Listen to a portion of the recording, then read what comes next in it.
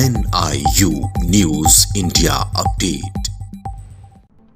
Uniform civil code के विरोध को लेकर देहरादून प्रेस क्लब में एक प्रेस वार्ता का आयोजन किया गया, जिसमें कांग्रेस के पूर्व राज्य मंत्री और वर्तमान में सभी पदों से निष्कासित अकील अहमद और बार काउंसिल की पूर्व चेयरमैन रजिया बेग और साथ ही राज्य आंदोलनकारी और यूकेडी के वरिष्ठ नेता लताफत हुसैन ने शिरकत की। इस दौरान वक्ताओं ने यूसीसी से लेकर भाजपा नेता शादाब शम्स के पिरान कलियर पर दिए गए बयान पर भी अपनी आपत्ति दर्ज करवाई। बार काउंसिल की पूर्व चेयरपर्सन और अधिवक्ता रजिया बेग ने पत्रकारों को संबोधित करते हुए कहा कि हम उत्तराखंड में यूनिफॉर्म सिविल कोड का विरोध करते हैं। ये कानून सिर्फ मुस्लिमों के खिलाफ नहीं है, बल्कि सिख, बौद्ध, जैन, क्रिश्चियन, पारसी सभी धर्म के लोग इस कानून के खिलाफ हैं। साथ ही कहा, समान नागरिक संहिता आने से ये शादी, तलाक, किसी को गोद लेने, विरासत बंटवारा आदि सभी धर्म पर एक ही यह कानून लागू होगा, जो कि अलग अलग धर्म का पालन करने वाले लोगों को खिलाफ होगा। कोर्ट के लिए शुरू से पहले दिन से ही हमारा विरोध चला आ रहा है। हम यूनिफॉर्म सिविल कोड नहीं चाहते हैं। ये भारतवर्ष तमाम तरह की विविधताओं से भरा हुआ है। यहाँ पे हम लोग तरह तरह की संस्कृति पे जीते हैं, एक दूसरे के साथ मिलजुल के जीते हैं। आपके पास कोई एजेंडा नहीं है सरकार के पास कि सरकार बताए, हमको खुलासा करे सरकार कि कहाँ सिविल कोड लेके जाएगी, कहाँ यूनिफॉर्म सिविल कोड को वो रखेगी। क्या है uniform civil code?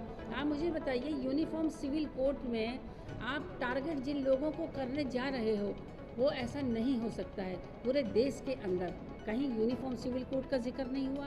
Hindu code bill जब आया था, चार खंडों में हिंदू जो कोड बिल आया था नेहरू जी के टाइम पर, उन्होंने 4 खंडों पे उसको पास करवाया था। तो पूरे देश का जितने लोग हमारे देश में रहते हैं, विभिन्न तरह के हमारी संस्कृति और हमारी रीति रिवाज है, उन रीति रिवाज को आप तोड़ने की कोशिश कर रहे हो। और उत्तराखंड में कैसे हो जाएगा? उत्तराखंड का प्रत्येक नागरिक एक दूसरे के साथ मिलजुल के जीता है।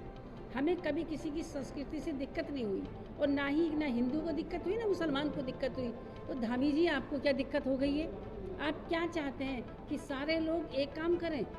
क्या तुम सबको निकाह पढ़वाओगे? क्या सब लोगों को तुम लोग घरों के अंदर क्या करवाना चाहोगे?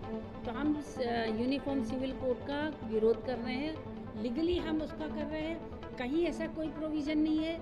होता अगर तो बाबा साहब अम्बेडकर सबसे पहले यूनिफॉर्म सिविल कोड की बात करते। उन्होंने वहीं पर 53 से लेके 52 से लेके उन्होंने वहीं उसको ख़त्म कर दिया था। रही बात अगर मुस्लिम की तुम करने जा रहे हो, 1937 में और 1939 में 2 चीज़ें पास करी थी अंग्रेज़ों ने। 2 चीज़ें केवल, जब वो शरीयत कानून बना था, और शरीयत कानून में 2 चीज़ें पास हुई थी, इसके अलावा कुछ पास नहीं हुआ था। क्योंकि वो भी जानते थे इस चीज़ के लिए कि यूनिफॉर्म सिविल कोड हिंदुस्तान के अंदर लागू करना कहीं से भी औचित्यपूर्ण नहीं है। तो हम इसका विरोध कर रहे हैं और हम विरोध करते रहेंगे। हम धामी जी को यूनिफॉर्म सिविल कोड यहाँ लागू करने नहीं देंगे। इसके साथ ही रजिया बेग ने शादाब शम्स के पिरान कलियर दरगाह पर दिए गए बयान पर भी कड़ी प्रतिक्रिया व्यक्त करते हुए भाजपा नेता शादाब शम्स को खरी खोटी सुनाई। रजिया बेग ने शादाब शम्स के मुस्लिम होने तक पर भी उंगली उठा डाली। उन्होंने पूछा कि जब तू भाजपा का राज्य मंत्री था और लाल बत्ती लेकर इस इलाके में घूम रहा था, तब क्या सो रहे थे? क्या आज तक तुम्हारे ही शहर पर वहाँ वेश्यावृत्ति का कारोबार चल रहा था, जो तुम्हें अब वक्फ बोर्ड का अध्यक्ष बनने के बाद ही नजर आया?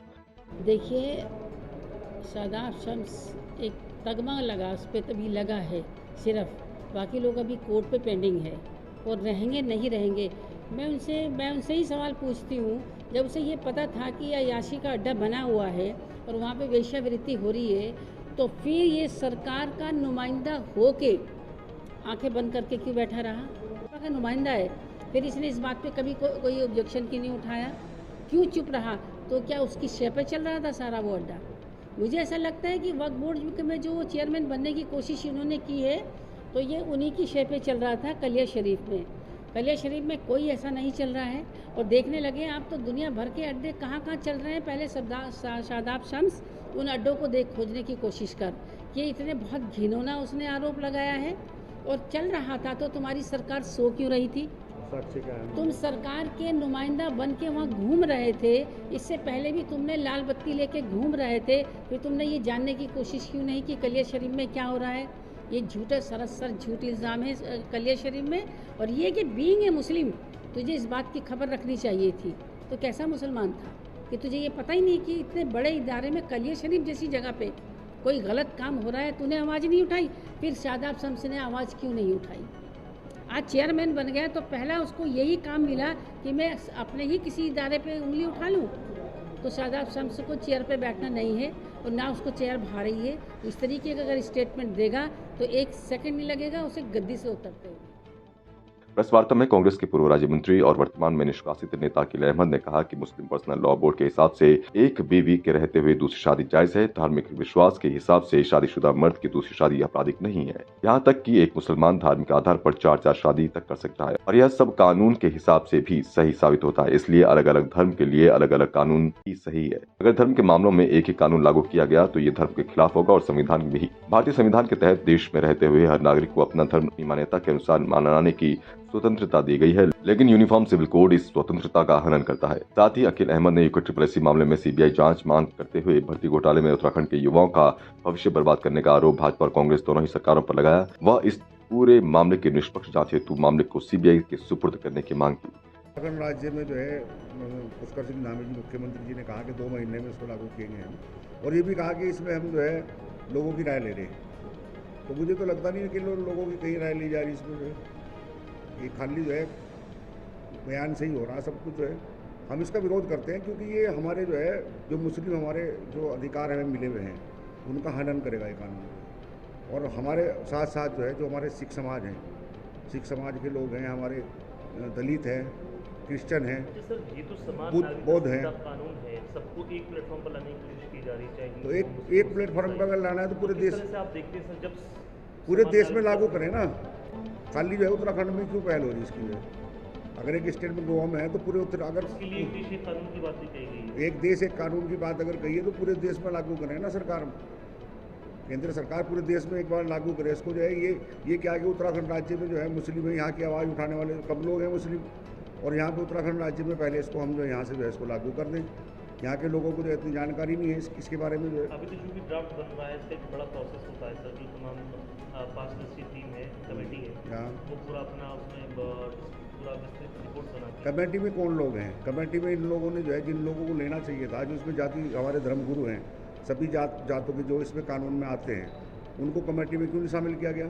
अब कमेटी में इन्होंने अपने लोगों की कमेटी बना के बोल दिया जी इसमें जो है रिपोर्ट दे दें आप हमें। जो है अरे कमेटी अगर आपको बनानी थी तो आप जो है फिर जब आप कानून लागू कर रहे थे यहाँ पे सारे जो है जो धर्मगुरु हैं हमारे, जो है मुस्लिम समाज से हैं, क्रिश्चियन हैं, सिख हैं, इन सबको शामिल करना चाहिए था ना कमेटी में। तब उनका देखते कि उनका विरोध है इसमें, जो है कि वो चाहते हैं कि मने या नहीं मने। जो अब आपने कमेटी का गठन कर दिया और गठन में आपने कमेटी में ऐसे लोग रख लिए जिनको पता ही नहीं है कुछ, तो वो तो फिर उसी तरीके से काम करेंगे ना।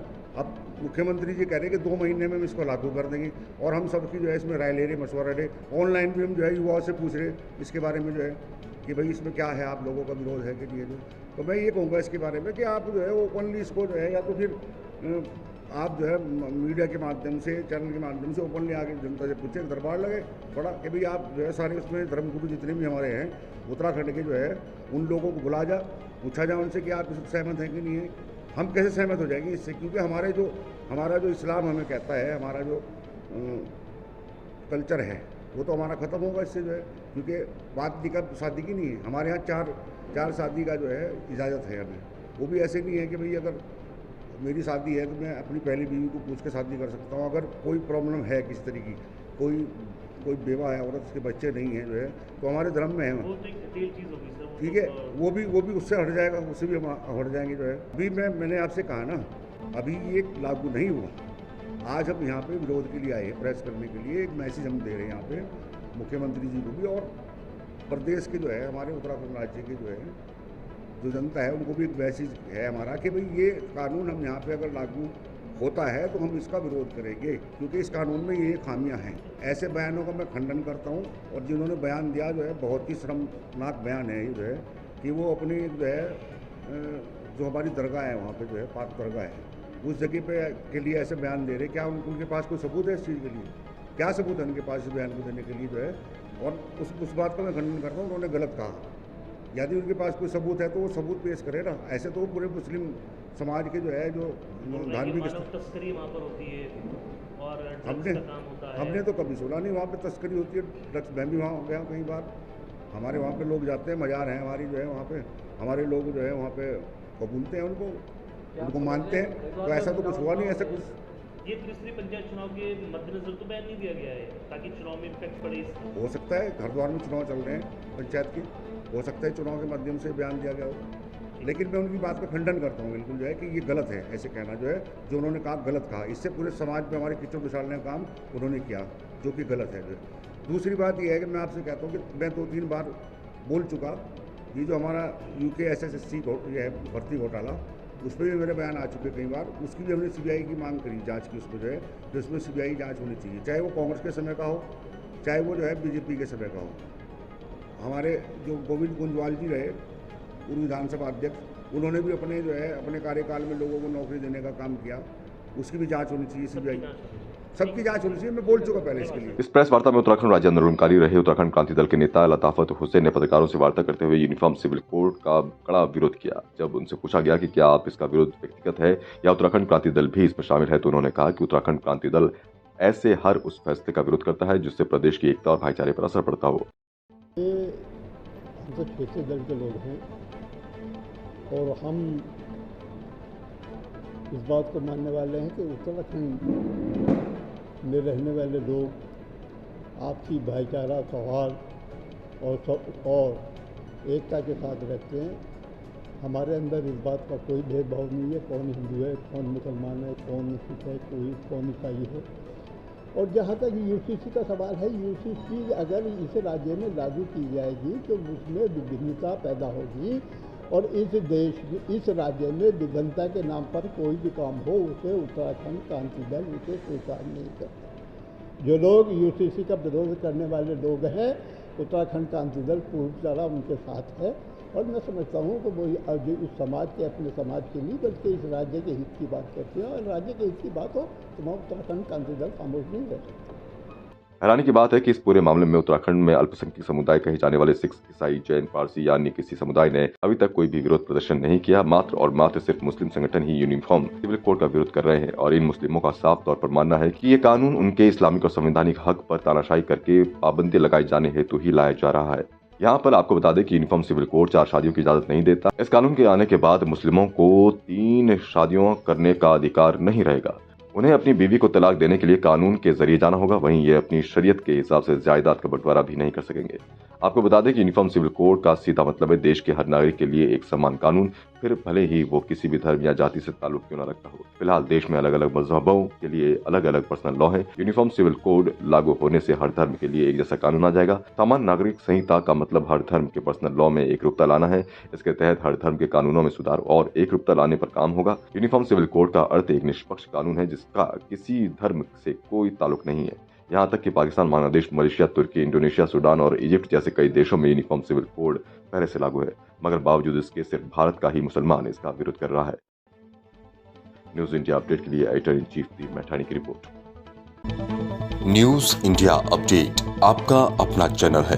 खबर को शेयर करना बिल्कुल न भूलें और पेज को जरूर फॉलो करें ताकि आपको मिल सके हमारी खबर सबसे पहले।